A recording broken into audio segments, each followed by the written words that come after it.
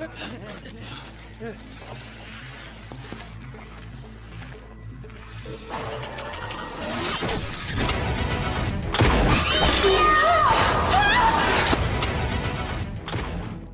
penyuka film, apa kabar teman-teman semua? Semoga sehat dan selalu bahagia.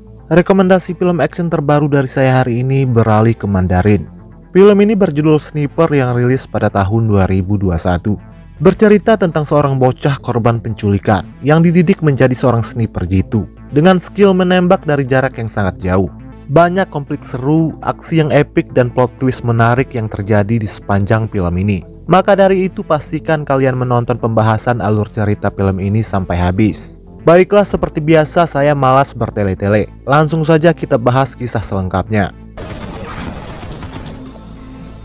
Di awal film kita akan melihat aksi tim tentara sniper dari pasukan keamanan kesatuan BW yang dipimpin oleh Kapten Wong. Mereka sedang dalam misi menyelamatkan ratusan anak kecil yang disandera oleh sebuah organisasi penyelamat dunia. Organisasi kriminal terbesar di Asia Tenggara ini diketuai oleh Song Pa. Salah satu anak kecil bernama Jin Tai menarik perhatian seorang sniper bernama Jin Ming. Bagaimana tidak, anak kecil ini akan dioperasi secara paksa untuk diambil organ tubuhnya. Padahal tujuan utama para sniper adalah untuk menangkap bos Song Pa yang baru saja tiba di markas itu. Tapi Jin Ming justru lebih memilih menyelamatkan Jin Tai, hingga operasi ini menjadi kacau balau. Baku tembak pun tidak terhindarkan lagi. Sebagian besar sandera yang merupakan warga sipil dihabisi oleh geng Song Pa. Tim sniper memang berhasil menghabisi sebagian besar dari mereka.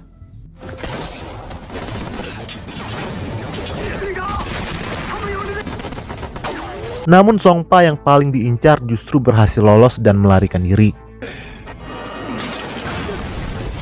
Kapten Wong marah besar kepada Jin Ming karena ulahnya misi yang disusun rapi menjadi gagal. Target utama kabur, semua sandera tewas dan hanya 2 orang yang selamat. 10 tahun kemudian Jin Tai telah menjadi bagian dari tim sniper dinas rahasia ini. Sedari kecil dia dididik oleh Jin Ming bagaimana caranya menjadi seorang sniper terbaik.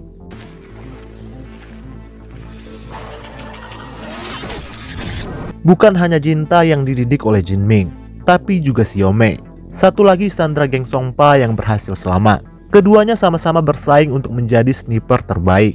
Jin Tai kesal karena setiap latihan selalu dikalahkan oleh Mei.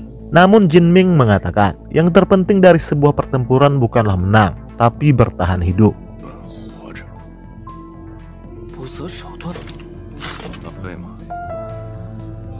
Lalu dia menyuruh Jin Tai mengantar Mei yang mabuk berat kembali ke kemahnya. Tapi seperti biasa Mei tidak butuh bantuan dari saingannya itu.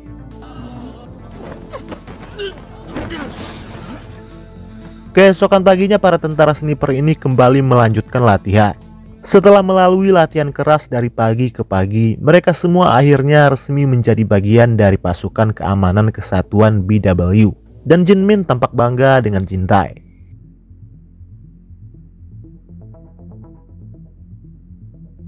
Mei berang karena dia tidak diajak bergabung dalam misi menangkap Song Pa, ketua dari organisasi penyelamat dunia. Sementara itu Kapten Wong terlihat sedang memonitori dan memberi aba-aba kepada Jin Tai CS yang berada di lapangan. Kapten Wong sedikit pesimis dengan misi ini. Dia curiga kalau ada orang dalam yang bekerja untuk Song Pa.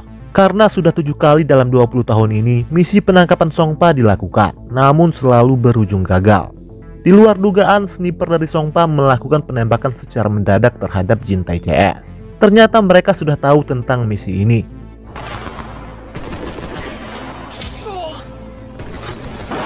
Jin Ming kemudian menyuruh Jin Tai untuk mundur. Rupanya dugaan Kapten Wong adanya orang dalam yang berkhianat benar adanya. Orang ini bernama Choi. Choi langsung mensabotase sinyal monitor, hingga Jin Ming tidak dapat lagi memantau timnya. Namun dia masih sempat mendengar suara Jin Tai yang tetap akan melanjutkan misi seorang diri karena pasukan lain sudah tewas. Dan dia berhasil menghabisi sniper Song Pa.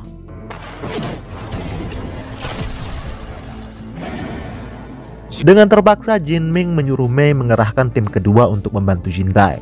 Namun Kapten Wong melarang pasukan untuk keluar sebelum menemukan siapa pengkhianat yang dia curigai. Mendengar itu Choi kembali memulihkan sinyal monitornya. Rupanya Jin Tai sudah berhasil membersihkan lokasi dengan waktu yang terbilang singkat. Dan ternyata tidak ada Song Pa yang asli di sana. Jin Tai sedikit menyombongkan diri. pamer dengan memutar kembali rekaman video saat dia melakukan penyerangan.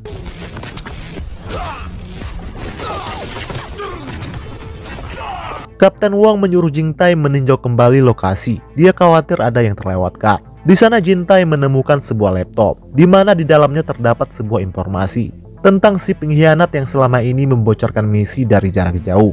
Setelah dilakukan pengenalan wajah dari lampiran data, yang keluar ternyata adalah KTP Jin Ming. Semua orang terkejut dengan kenyataan itu, termasuk Jin Ming sendiri. Mungkinkah kalau Jin Ming sebenarnya adalah pengkhianat? Dia mencoba untuk membela diri, namun Kapten Wong malah menyuruh Mei untuk menangkapnya. Di sela itu, Choi berusaha menembak Jin Ming. Untung saja Mei bergerak cepat menyelamatkan sang mentor.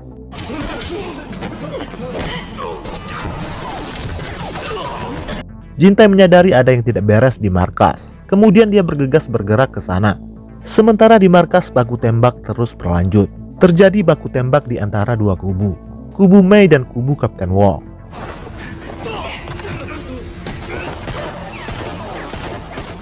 Jin Tai sampai di markas dan menemukan Kapten Wong tengah sekarat. Sebelum tewas, Kapten Wong sempat mengatakan kepada Jin Tai kalau Jin Ming adalah mata-mata Songpa dan Mei adalah pengkhianat.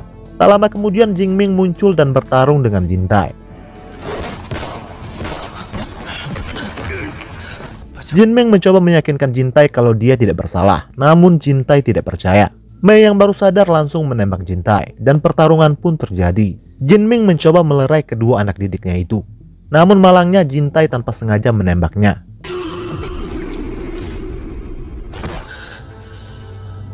Tak lama kemudian Songpa muncul tak jauh dari markas. Lalu dia menyuruh anak buahnya menembak markas tersebut hingga terbakar. Scene film berlanjut di 8 tahun kemudian. Jin Tai selamat dari kebakaran dan menjadi seorang pemabuk. Hari itu dia dihajar oleh sekelompok preman karena menyelamatkan seorang anak kecil pencuri. Bahkan uang Jin Tai diambil oleh para preman ini.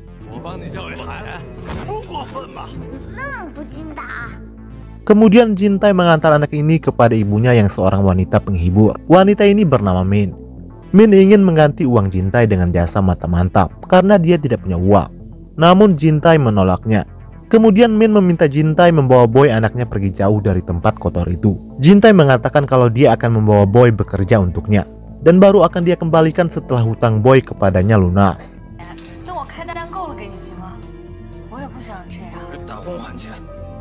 Lalu Jin Tai membawa Boy tinggal di rumahnya dan meminta si anak nakal ini untuk tidak pernah mencuri lagi.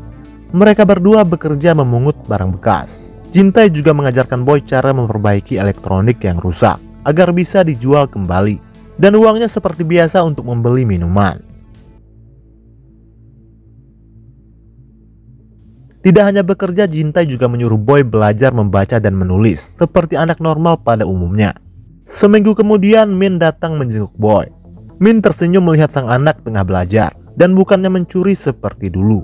Boy yang penasaran lalu membuka paksa kacamata sang ibu.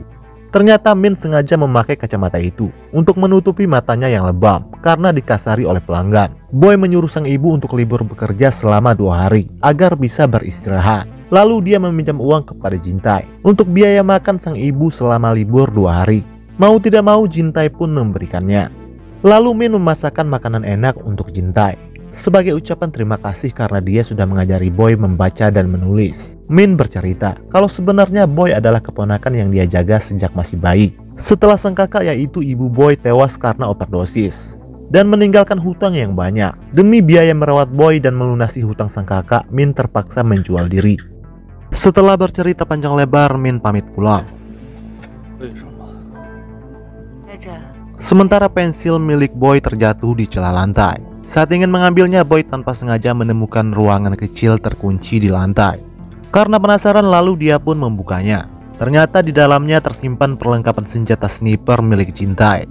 Jin Tai yang menyadari itu bergegas menguncinya kembali. Tapi Boy malah menebak-nebak kalau Jin Tai kemungkinan adalah seorang pembunuh bayaran atau seorang polisi.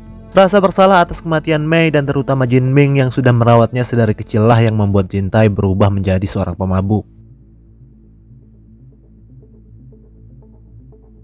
Ternyata Jin Ming masih hidup dan mengambil alih bisnis Songpa. Begitu juga dengan Mei yang menjadi tangan kanan setianya. Lalu scene film flashback ke belakang, memperlihatkan bagaimana Jin Ming berhasil diselamatkan oleh seorang dokter bernama Kim. Peluru yang menembus dinding jantungnya telah menyebabkan kerusakan permanen. Waktu yang Jin Ming punya hanya sekitar 3-5 tahun, dan dia harus segera mendapatkan implan jantung baru. Ternyata benar adanya, kalau Jin Ming adalah mata-mata yang bekerja untuk Songpa, dan Mei sudah menyelamatkan seorang pengkhianat. Mei berniat ingin menghabisi Jin Ming, namun batal, karena Mei teringat akan jasa sang mentor yang telah menyelamatkan nyawanya saat dia masih kecil. Mei bahkan rela mengorbankan nyawanya untuk menyelamatkan Jin Ming.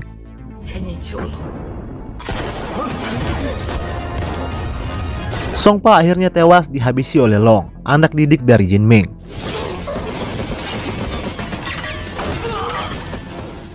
Kim juga mengatakan kalau Jin Ming memiliki golongan darah langka, golongan B RH negatif, yang sulit untuk dicari.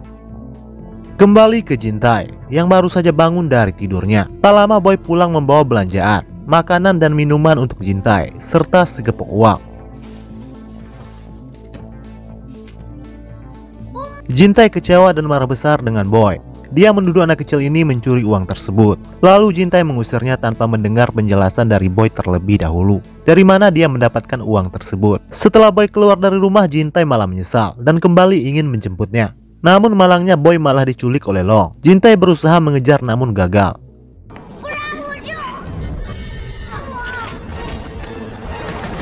Ternyata Boy mendapatkan uang itu dari hasil mendonorkan darahnya. Jin Tai baru sadar karena sebelumnya Boy sempat tertarik melihat selebaran poster donor darah berbayar tersebut. Jin Tai langsung menuju ke rumah sakit itu. Di sana dia mengetahui kalau Boy memiliki darah langka, B RH negatif. Sama dengan golongan darah Jin Ming. Darah tersebut kemudian dikirim ke organisasi penyelamat dunia yang kini diambil alih oleh Jin Ming. Informasi itu dia dapat dari pengakuan si dokter. Namun Jin Tai mengira kalau organisasi kriminal itu masih dipimpin oleh Songpa. Lalu dia pergi ke sebuah tempat penyuplai darah dan organ ilegal berkedok restoran dengan menyamar sebagai cleaning service. Jin Tai masuk secara mengendap ke sebuah ruangan tempat penyimpanan jenazah, namun tidak menemukan jasad Boy ada di sana.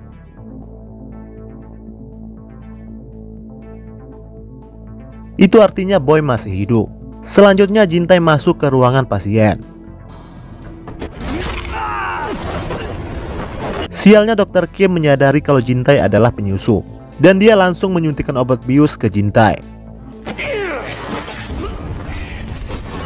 Jin Tai baru menyadari kalau Dr. Kim ternyata adalah dokter gila yang dulu hampir saja membedahnya. Lalu dia menghajar Dr. Kim dan memaksanya memberitahu di mana Boy disekap. Dr. Kim ingin memberitahu orang yang menginginkan jantung Boy itu. Namun belum sempat ngomong, seseorang malah menembaknya hingga tewas. Pada saat yang sama, Mei menelpon Dr. Kim dan diangkat oleh Jin Tai. Ternyata Mei berada di lokasi yang lumayan jauh dari gedung itu dan bersiap-siap melakukan penembakan.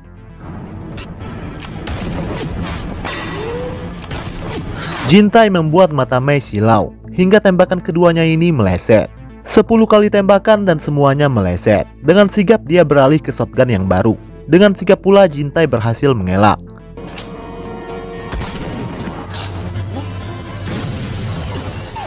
Tak lama kemudian Long dan pasukannya tiba di restoran itu untuk meringkus Jin Tai. Jin Tai berhasil menghabisi sebagian dari mereka.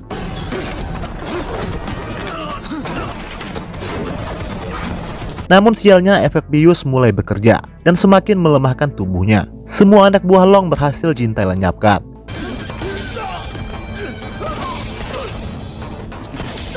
Dan hanya tinggal Long seorang diri. Terjadi pertarungan sengit antara kedua tentara sniper ini. Keduanya sama-sama kuat.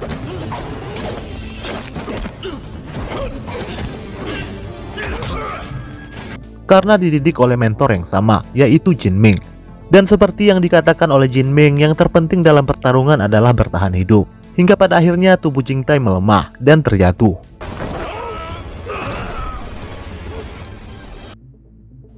Namun masih mampu berjalan meskipun dalam keadaan sempoyongan.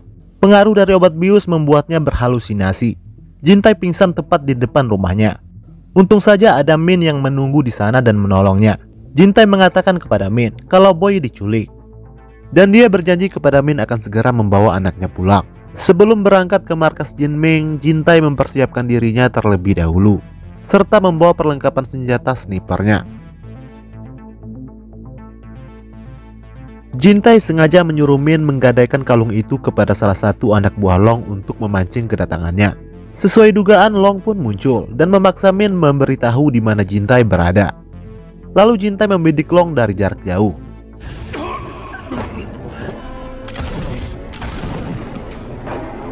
Dalam keadaan terluka parah, Long mencoba menyelamatkan diri. Namun Jintai berhasil menangkap dan memaksa Long mengantarnya ke tempat di mana Boy disekap.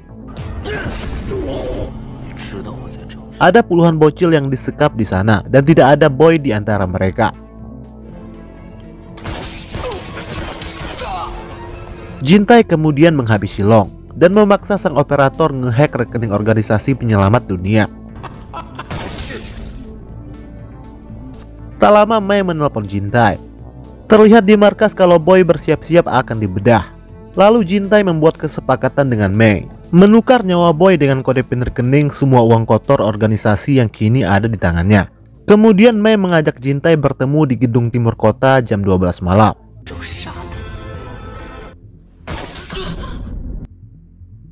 Min yang datang melepaskan Boy yang diikat di sebuah kursi. Sementara itu Mei merasa direndahkan karena Jintai mengirim seorang wanita untuk menyelamatkan Boy.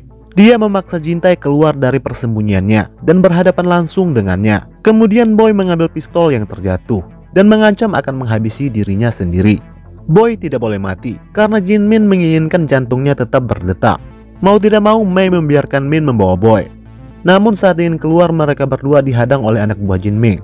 Lalu Jintai mengeluarkan skill membidik dari jarak jauhnya. Kemudian kedua sniper terbaik ini pun beradu tembakan. Di tengah baku tembak itu, Min berusaha membawa anaknya melarikan diri, dan pergerakan mereka berdua dipantau oleh Jintai.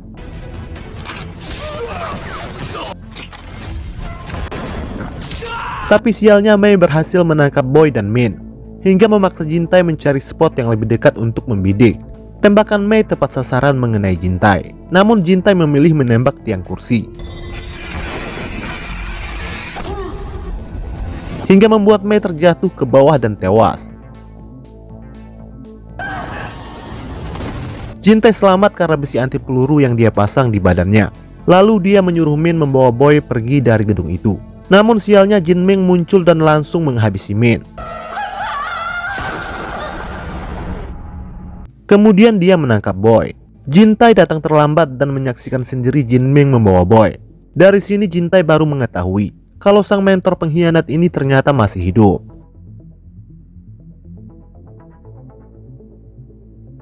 Di markasnya Jin Ming bersiap untuk melakukan transplantasi jantung. Namun belum sempat itu terjadi, Jintai lebih dulu melakukan penembakan ke arah kaca anti peluru gedung itu.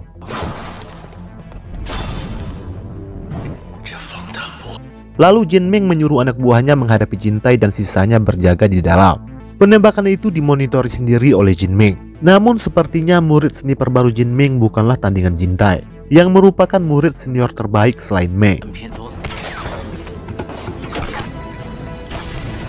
Semua tewas dan hanya tinggal satu sniper lagi. Dan tak lama kemudian sniper terakhir pun tewas. Kemudian Jintai melumpuhkan aliran listrik dan mengendap masuk ke dalam gedung. Semua anak buah Jin Ming yang berjaga di dalam tewas di tangannya.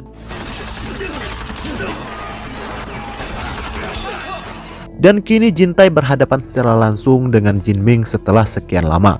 Tanpa rasa takut, Jintai menanggalkan semua atribut snipernya. Dan saat Jintai ingin melepaskan Boy, Jin Ming pun menembaknya. Namun Jintai tetap berusaha ingin menyelamatkan nyawa anak kecil itu, seperti yang dilakukan oleh Jin Ming dulu, yang lebih memilih menyelamatkan Jintai dari ruang bedah maut tersebut. Jin Ming akhirnya tewas karena komplikasi jantung yang sudah dideritanya sejak lama. Di akhir film terlihat Jintai mengantar Boy ke sekolah. Boy memanggilnya dengan sebutan ayah dan film pun selesai.